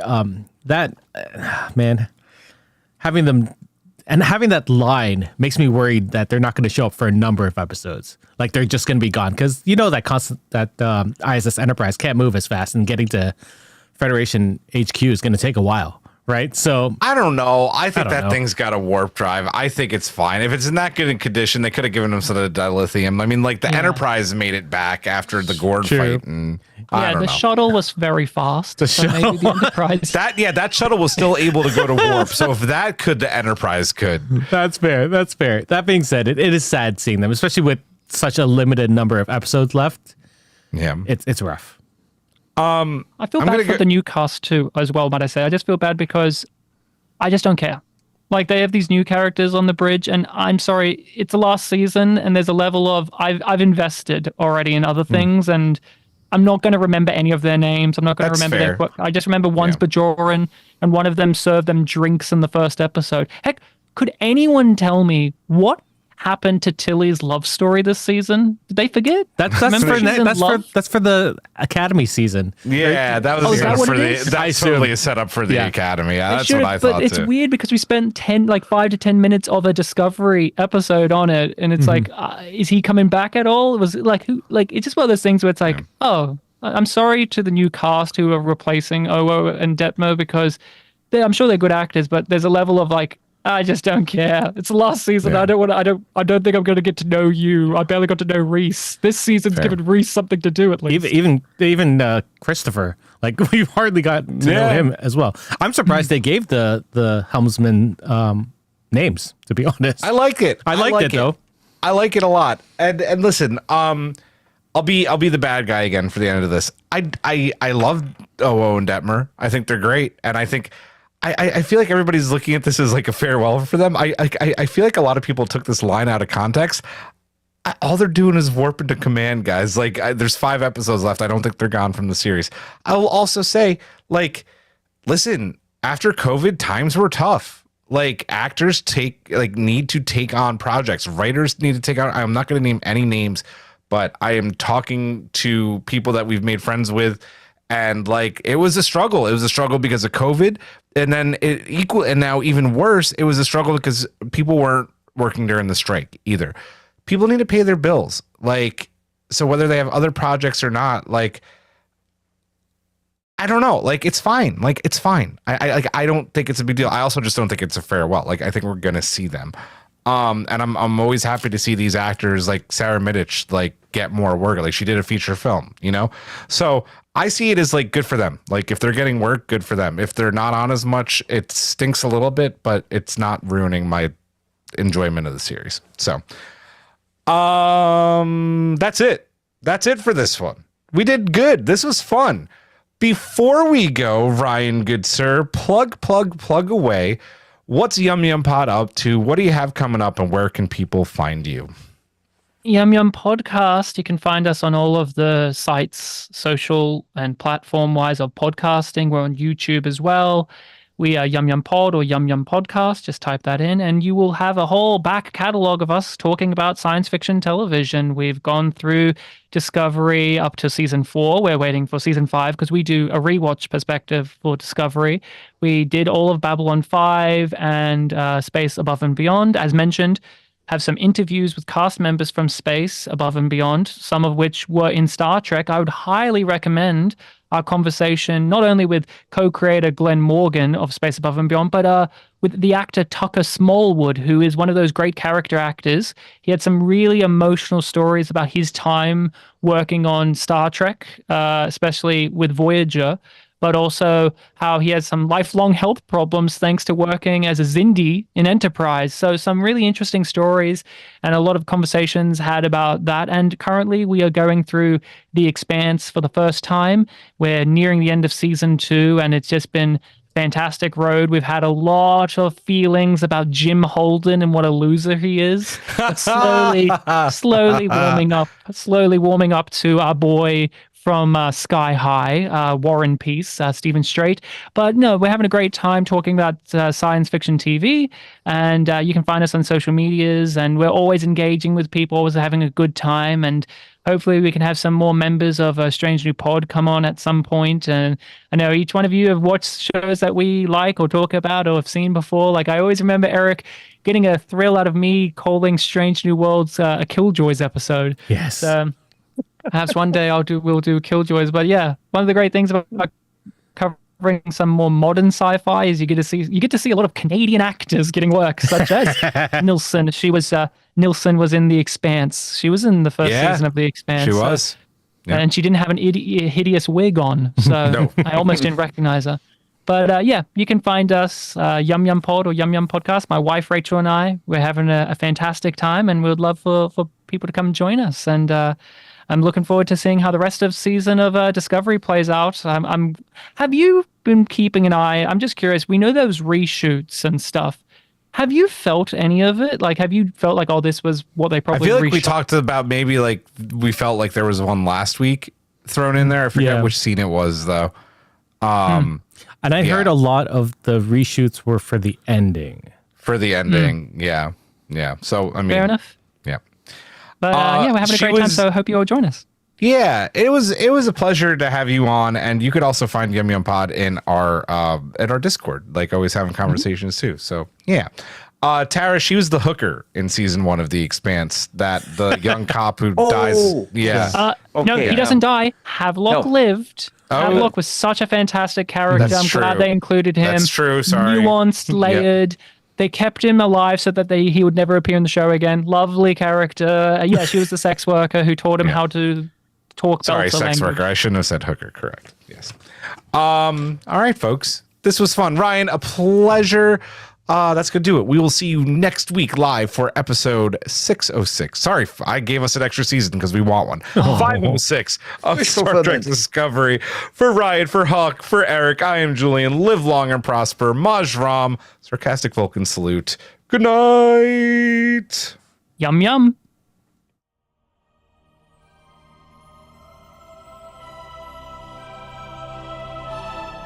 Thanks for beaming into our podcast today. If you want to keep the hailing frequencies open, you can subscribe on Apple and Google Podcasts, YouTube, and Spotify. Like what you hear? Put in a good word with Starfleet and leave us a 5-star review.